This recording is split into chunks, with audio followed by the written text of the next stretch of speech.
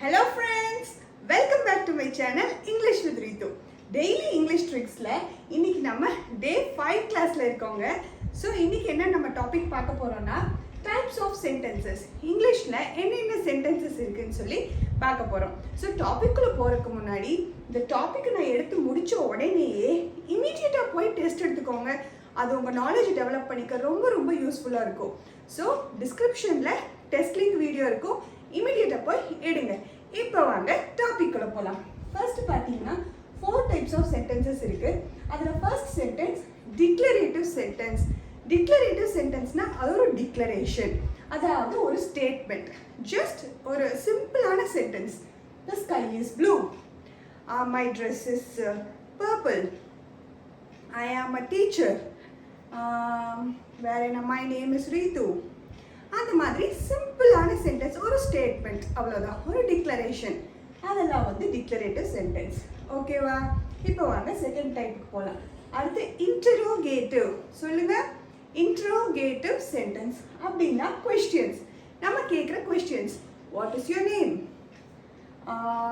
Who is at the door? And who are your parents? What's your mother's name?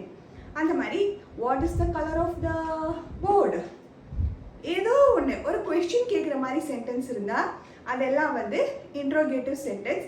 எல்லா interrogative சென்டென்ஸ்க்கும் முடித்த உடனே ஒரு question mark கண்டிப்பாக நம்ம போடணும். ஓகே, ஸோ அவ்வளோதாங்க இன்ட்ரோகேட்டிவ் சென்டென்ஸ்னால் இதுதான். அடுத்து பாருங்கள், கொஞ்சம் எஸ் ஆர் நோ கொஸ்டின்ஸ், அந்த கொஸ்டின்ஸ், இந்த கொஞ்சம் டீப்பாக இது போகும். பட் இப்போதைக்கு சிம்பிளாக தெரிஞ்சு வச்சுக்கோங்க. இதை பற்றி இன்னும் டீப்பாக வந்து நான் அடுத்தடுத்த வீடியோஸில் நான் சொல்லுவேன். ஓகே, ஸோ இப்போ அடுத்து பாருங்கள் இம்பரேட்டிவ் சென்டென்ஸ்.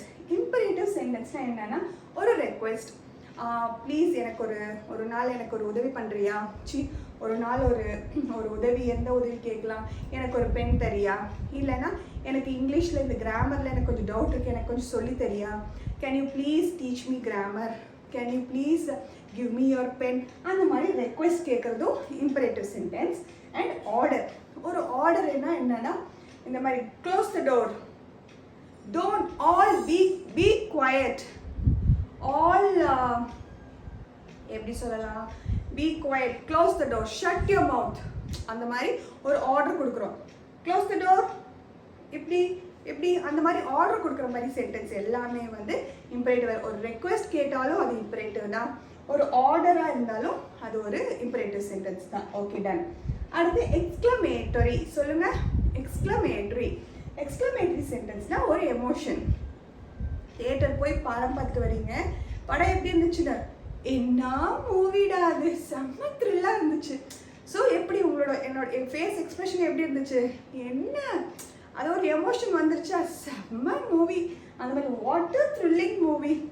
ஸோ அந்த மாதிரி ஒரு எமோஷன் இது பண்ணுறப்போ சொல்கிறது தான் எக்ஸ்க்ளமேட்டரி. எக்ஸ்க்ளமேட்டரி சென்டென்ஸ் எல்லாத்துக்குமே வந்து ஒரு எக்ஸ்க்ளமேஷன் மார்க் வரணுங்க, அவ்வளோதான், சிம்பிள். So 4 sentence. டிக்ளரேட்டிவ்னா ஜஸ்ட் அ ஸ்டேட்மெண்ட், இன்ட்ரோகேட்டிவ்னா கொஷின்ஸ் கேட்குறது, இம்பரேட்டிவ்னா ஒரு ஆர்டரோ இல்லை ஒரு ரெக்வெஸ்ட்டோ கேட்குறது, எக்ஸ்க்ளமேட்டரினா ஒரு எமோஷன். ஸோ எல்லா இன்ட்ரோகேட்டிவ் சென்டென்ஸ்க்கும் கொஷின் மார்க் இருக்கும், எல்லா எக்ஸ்க்ளமேட்டரி சென்டென்ஸ்க்கும் எக்ஸ்க்ளமேஷன் மார்க் இருக்கும். ஸோ இன்னையோட day 5 கிளாஸ் முடிஞ்சுதுங்க. அண்ட் இப்போ இமீடியட்டாக போய் டெஸ்ட் எடுத்துக்கோங்க. டெஸ்ட்டை மிஸ் பண்ணிடாதீங்க, அங்கேருந்து நிறைய கற்றுக்கலாம் நம்மளால். ஸோ அண்ட் எப்பயும் போல் இந்த வீடியோ உங்களுக்கு பிடிச்சிருந்தா லைக் பண்ணுங்கள், சப்ஸ்கிரைப், புதுசாக இந்த சேனலுக்கு வந்திருந்தீங்கன்னா கண்டிப்பாக சப்ஸ்கிரைப் பண்ணுங்கள். அண்ட் உங்கள் ஃப்ரெண்ட்ஸ் யாருக்காச்சும் யூஸ்ஃபுல்லாக இருக்கும்னு நினச்சிங்கன்னா அவங்களுக்கு இந்த வீடியோவை ஷேர் பண்ணி விடுங்க. அண்ட் நம்ம day 6 கிளாஸில் மீட் பண்ணுவோம். பாய்.